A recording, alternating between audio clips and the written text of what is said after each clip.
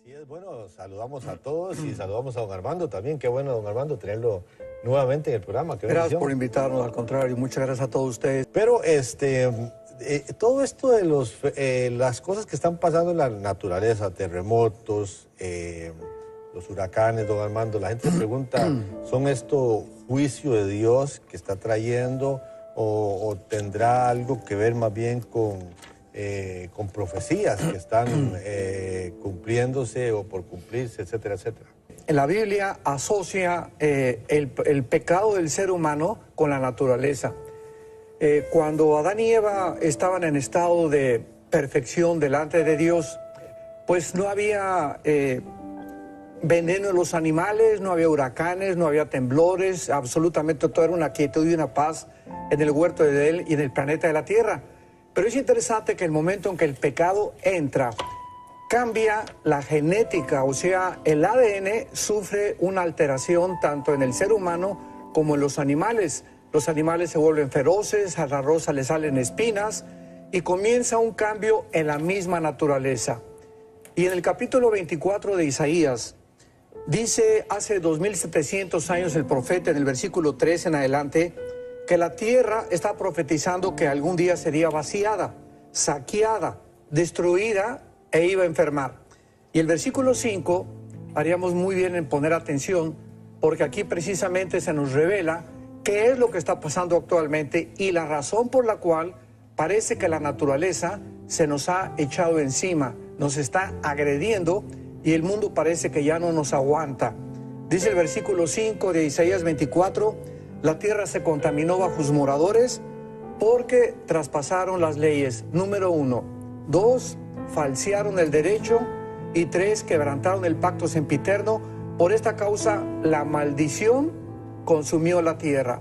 En otras palabras, pues Dios es un Dios que ha establecido leyes cósmicas en el universo, las leyes de la gravitación, las leyes del electromagnetismo, las leyes nucleares, la fuerza, y la poderosa y la débil, y al mismo tiempo Dios ha establecido leyes morales, y estas leyes morales tienen que ser respetadas.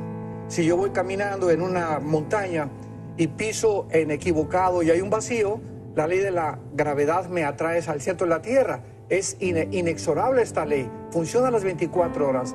De la misma forma, cuando nosotros violamos las leyes morales de Dios, tenemos que recibir las consecuencias. Y vemos nosotros claramente que hace 2700 años la Biblia establece que el ser humano ha llegado a un momento actual donde hemos traspasado y transgredido todas las leyes de Dios. Y es interesante que al final se diga que hemos quebrantado el pacto sempiterno. ¿Saben ustedes cuál es el pacto sempiterno? El matrimonio.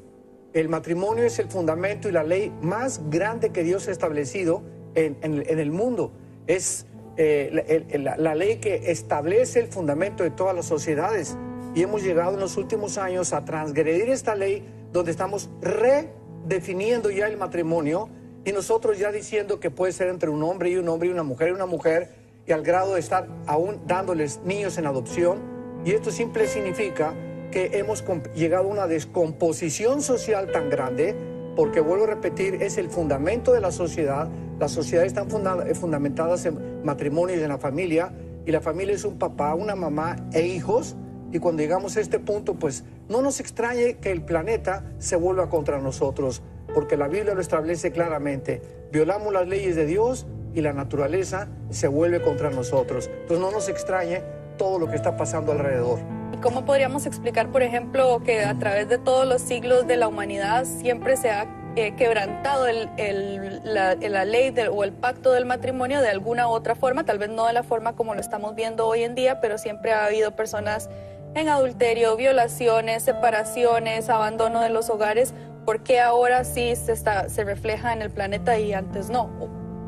Claro, muy buena pregunta. Bueno, la respuesta es que siempre ha habido pecado, siempre ha habido temblores, siempre ha habido problemas de la naturaleza, pero nunca en toda la historia del ser humano se había institucionalizado los matrimonios gay.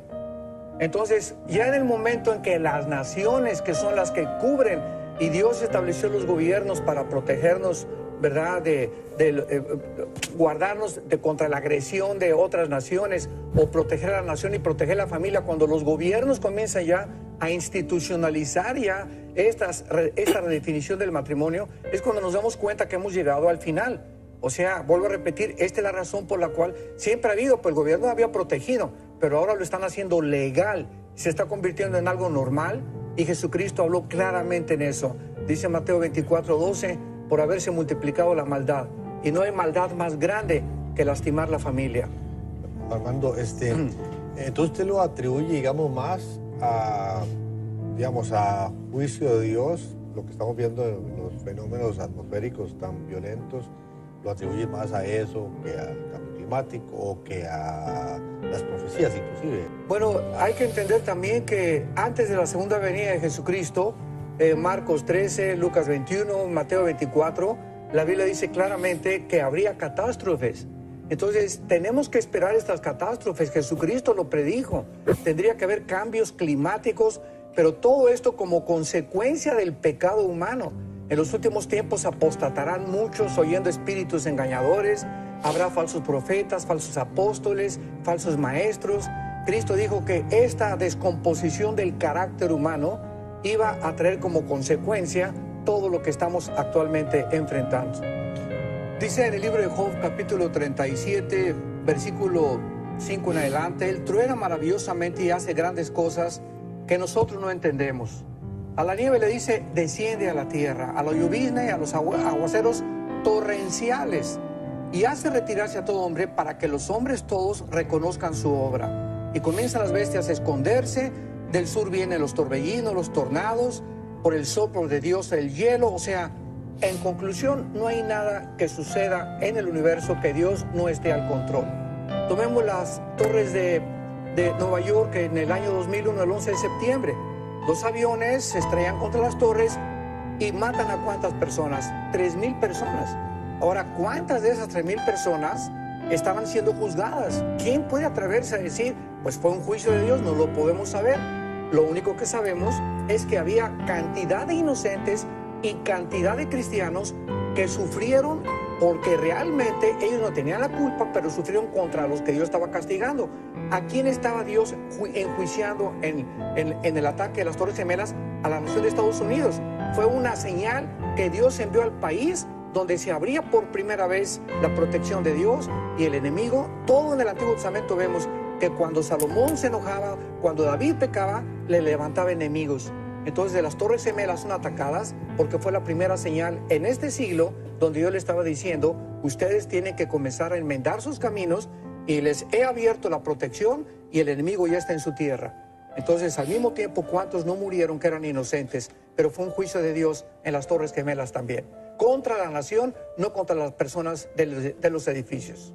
En Ezequiel y Apocalipsis 9:4 se habla de señal, sello de Dios en la frente. ¿Qué quiere decir? ¿A qué se refiere? ¿Y por qué en la frente? Muchísimas gracias, doctor Alducin. Sí, en el capítulo 8 y 9 de Ezequiel encontramos una profecía donde Dios va a juzgar a Jerusalén, pero principalmente va a juzgar a los líderes de Jerusalén, porque acordémonos que en primera de Pedro 4 dice la Biblia que el juicio antes de que Dios juzgue al mundo va a comenzar con nosotros. Tenemos que recordar esto. Vienen juicios tremendos sobre el mundo, pero estamos también en un tiempo de purificación de la iglesia. Entonces, en Ezequiel 9, dice la Biblia que Dios le dijo a los ángeles que pasaran por la ciudad, versículo 4, y les pusieron una señal a los hombres que gimen, a los que estaban realmente preocupados, dolidos, entristecidos por los pecados que había dentro del pueblo de Dios. Y a estos son a los que Dios perdonó. Esta señal que la Biblia no menciona es la palabra hebrea con T, T de tío, A de Armando, B de Víctor, Tav. Y esta señal es interesante que en el hebreo es la palabra cruz, porque en el hebreo las mismas letras tienen un significado numérico también. Y en el libro de Apocalipsis capítulo 7, que no es el capítulo 9, es el capítulo 7 donde son marcados los 144,000 en la frente, la Biblia no nos dice exactamente qué clase de marca es, pero lo que podemos saber es lo siguiente. El Espíritu Santo ha trabajado de diferentes formas. En el Antiguo Testamento entraba y salía de los hombres. En el Nuevo Pacto ha entrado a nosotros a morar hasta el día de la resurrección. La salvación no la podemos perder, estamos sellados, la salvación es eterna y jamás nadie nos podrá separar del amor de Cristo, ni hay un juicio contra nosotros de condenación por el pecado, porque Jesús ya pagó por él. Y cuando la iglesia salga antes de la tribulación, ¿qué hace Dios? Regresa otra vez con su pueblo Israel. Romanos 9, 10 y 11. Entonces el Espíritu Santo tiene que trabajar de manera diferente en el tiempo de la gran tribulación. ¿Cómo lo va a hacer? Ahora ya no es el sello interno como nosotros lo tenemos, sino va a ser un sello físico externo, tal vez porque estos 144,000 van a tener la necesidad de ser reconocidos entre ellos. Es impresionante y es increíble cómo estamos invadidos, así pero invadidos de tantas mentiras, de tantas especulaciones, de tantas teorías, hipótesis, barbaridades que están entrando a la palabra de Dios, a la iglesia. Y lo más triste es que los mismos cristianos lo están creyendo. La Biblia es un libro, vuelvo a repetir, sellado, como si tuviera un candado. Y no hay absolutamente ya nada que se le pueda agregar. En otras palabras, la revelación de Dios está completa.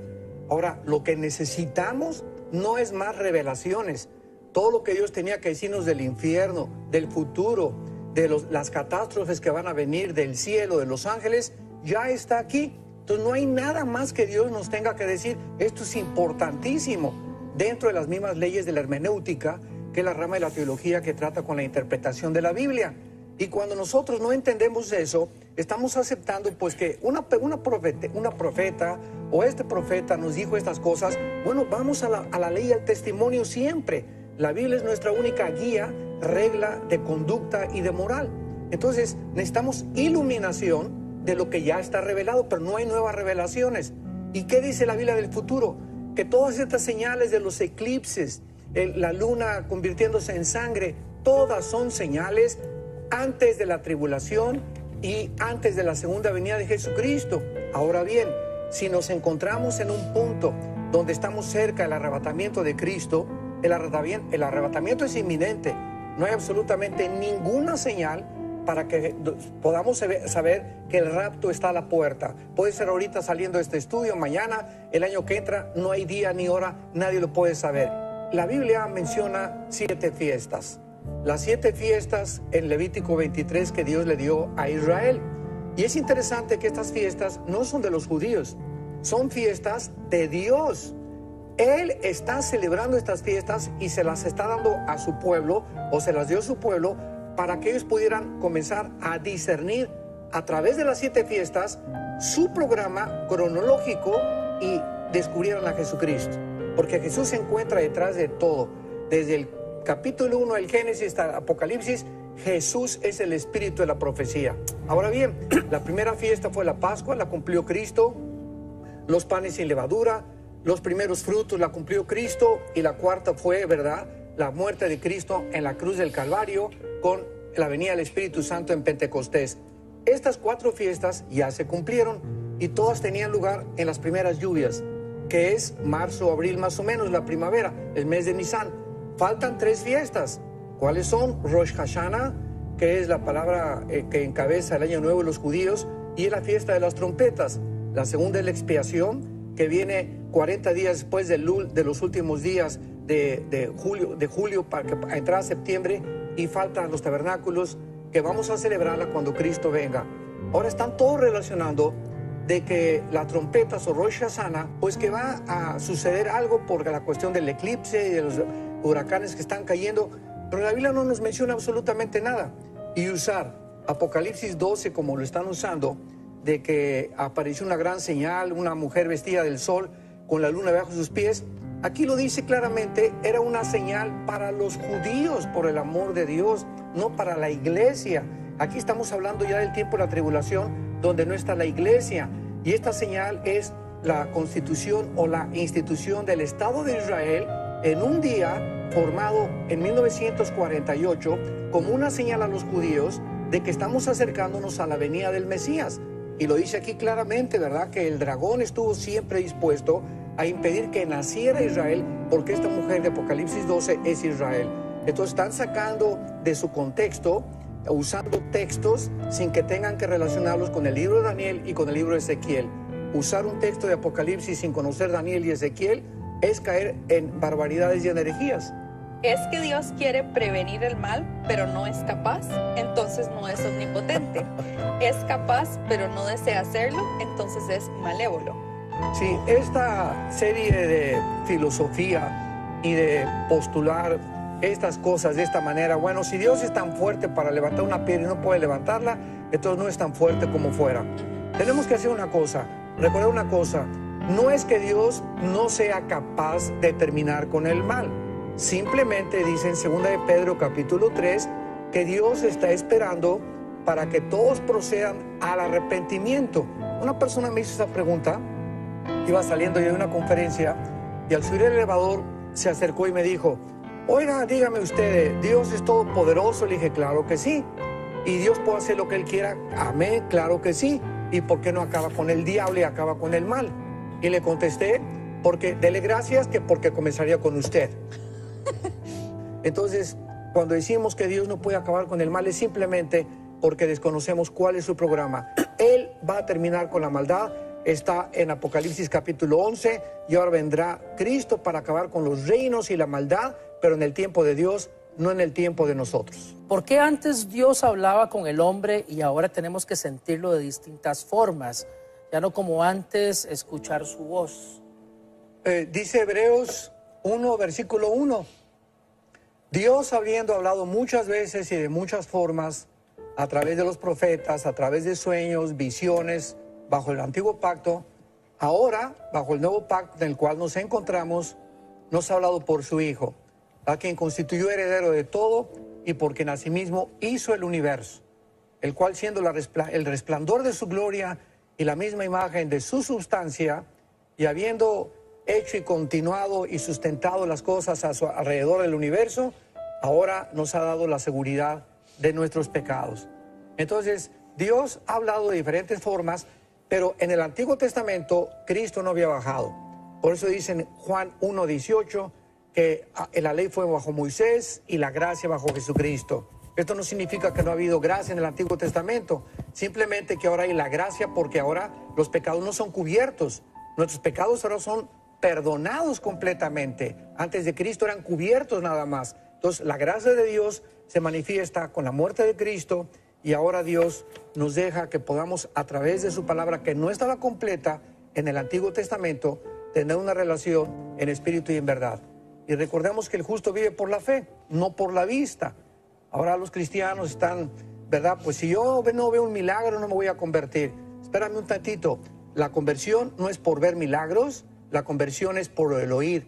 Primera de Pedro 1:23. El oír es por la palabra y por la palabra de Dios, siendo renacidos por la semilla incorruptible. Nunca un milagro nos va a dar la nueva naturaleza. Es la Biblia, el Evangelio, el que transforma nuestra naturaleza. No aprovechamos el momento más bien y hay preguntas muy interesantes que siguen, pero ¿por qué no aprovechamos la oportunidad para que personas que no han entregado su vida a Cristo puedan hacer esa decisión ahorita? Claro, si tú estás mirando en este momento este programa, yo te invito a que consideres que todas las cosas que están sucediendo alrededor del mundo, estamos en un mundo que no funciona, un mundo que está condenado a la destrucción y esperamos cielos y nueva tierra según las promesas de Dios. Es un tiempo en el que tú debes de considerar ya seriamente tu estado enfrente de un Dios que puedes enfrentarte como tu Salvador o como tu juez. ¿Por qué no le dices a Dios, aprovechando este momento, estas palabras con todo tu corazón? Dios, te pido perdón por mis pecados. Me arrepiento con toda mi vida de todo mi pasado. Sé que no tengo el poder yo de cambiar. Por eso vengo a tu cruz, creyendo que con la sangre preciosa de tu Hijo, tú tienes el poder de lavarme, de santificarme, de perdonarme y darme una seguridad eterna del perdón de mi vida. Señor Jesucristo, creo que a los 3 días resucitaste a los muertos y como creo que vives, en este instante te pido que entres a mi corazón como mi Señor y mi Salvador. Dame el poder de vivir para ti y la corta vida que nos queda, saber que no importa la forma como tú me llames a casa, te pertenezco, porque nada ni nadie jamás, nunca me podrá separar de tu amor. En el nombre de Jesús. Amén.